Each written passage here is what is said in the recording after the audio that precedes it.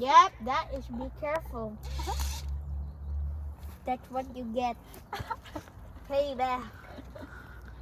Mommy.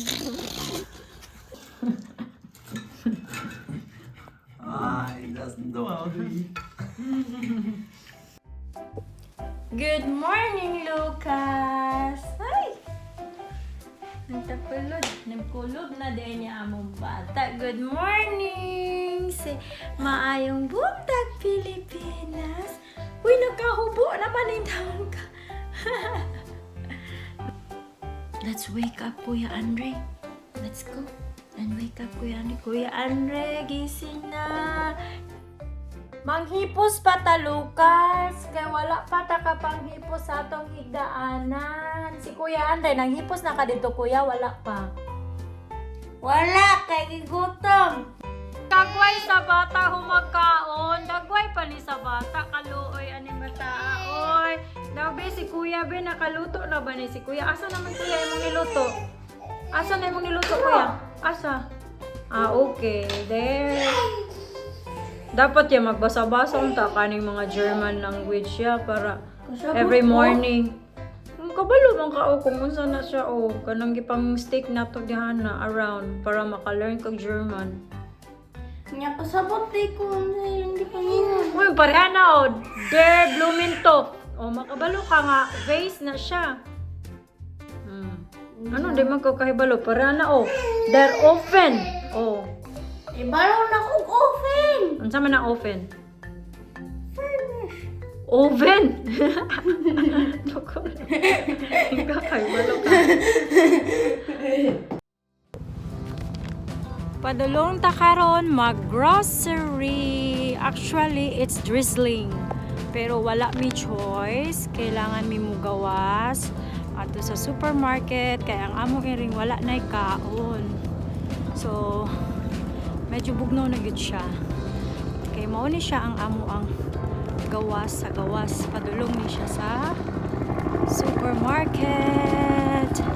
Actually, ang supermarket is only like 200 meters away gikan sa amuang balay. So, careful ha.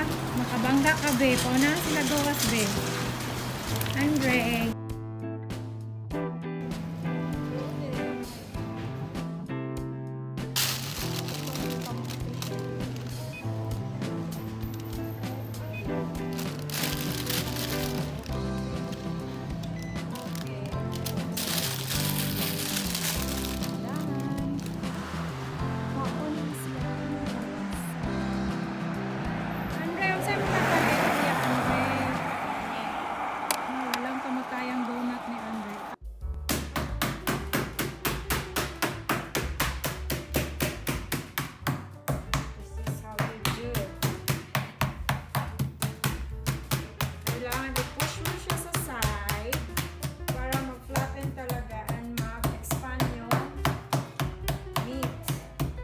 We only have few ingredients for this pork schnitzel.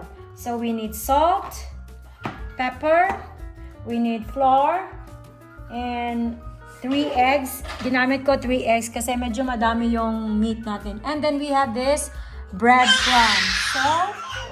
So it's easy to remember the 5 easy steps. This is a very easy recipe. After pound, put some salt and pepper, then you dip it on the flour. Ayan. So, and then dip natin siya sa scrambled egg. And then on the breadcrumbs. This is ready to fry. So we put there the finished product. If we are using butter. So antayin na lang natin na mag-melt siya. Meron pang leftover dito, so we can use this one. Let's not waste. Fry.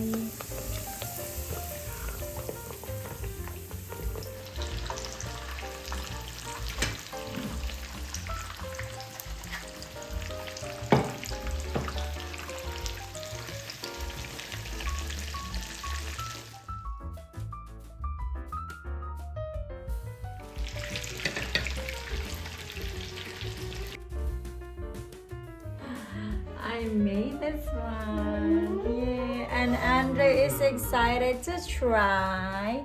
Do you want to try, Andre? Come here, sit down, Andre. Finally, it's cooked. And it's time for us to eat. Get the other one. This is the crunchiest. Okay.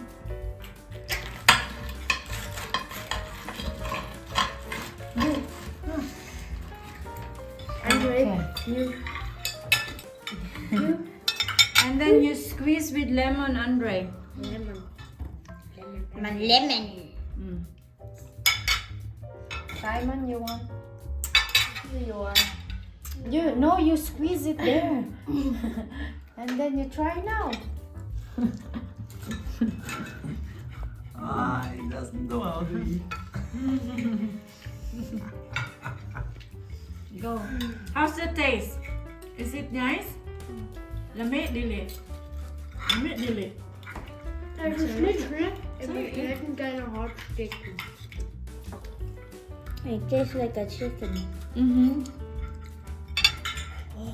But it's pork.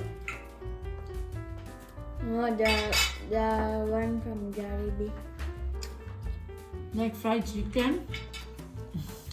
It tastes like fried chicken and Jollibee. So that means it's nice. It's all about saving money, saving euros. Since I love flowers very much, I always want to have fresh flowers inside the house. So I asked my husband, why don't we plant our own flowers in the garden? If there's some occasions, Mother's Day or whatever, so we already have flowers, we just pick it from the garden. Are you ready to plant some tulips? So do you know where is the spot that we can plant? Here? Okay, so because we already planted some here, so we'll just continue this space. Okay, it's quite new to me because every time, I mean in the Philippines, back home we can plant anytime, right? All year round. But here, there is season for everything. For example, right now we wanted to plant this tulip. So these tulips will only, I mean you can only plant during this time. During autumn, going to winter, and so that in spring they already bloom. And for lavender, there's also a time or a season for planting. You should plant it but on spring. So we are planning to plant the lavenders here. And because again we wanted to save, so we wanted to plant some herbs here, some vegetables, so we don't have to buy all the time because it has a bigger space still here. And you see this one, this is my favorite spot here because blackberries are growing. See, these are the blackberries plants. Look at that. We will be using this one in planting, Andre. Okay, so instead of using shovel or guna sa tua, we will be using this one because it's easier. You want to try this one, Kuya Andre? Yep, that is be careful. That's what you get. Payback. Mommy. Okay, you can try, Kuya Andre. But I have to remove this one. Try. No, when it stuck's already there, you have to release, okay? We and ayon ni mo. Here? No, their side. This side. Here. Side? No. That side, okay? You have to remove every now and then. Oops, do not press, Andre. I did not expect that this one will work, because you don't use that one. It's only for drilling, like making a hole if you want to hang something. That's easier because we always use this. I don't know what's the English word, guna. We always use that one, or the shovel. That's how we plant this.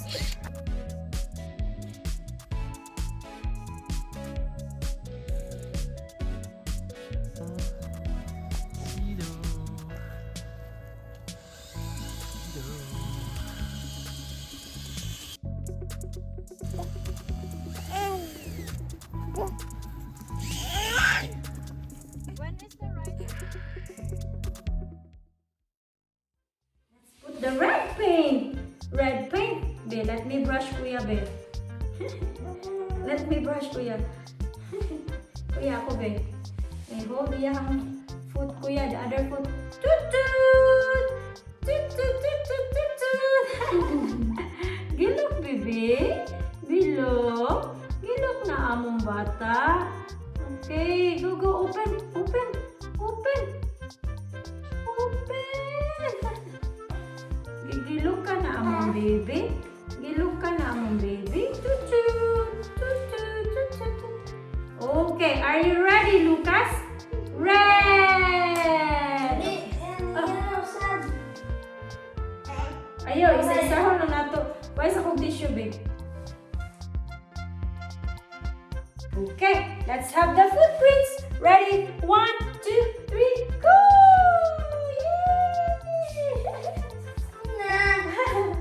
Oh, Daisy. It's not so nice. Aming tissue, babe. Aming tissue. Wait. Let's try it again. Ready? 1, 2, 3. Idot ya. Yung feel.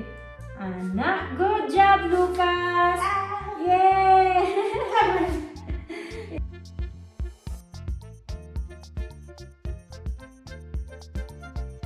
Chut. Ako, be. Mag-messy mong kaya. Hindi ko na kayo sila. Ay, ulit niya ka. Magkuya ako, eh.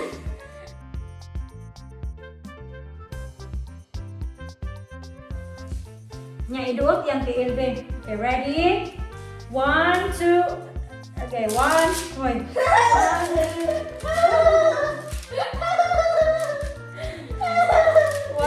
2, 3. Go, idot ya. Wait.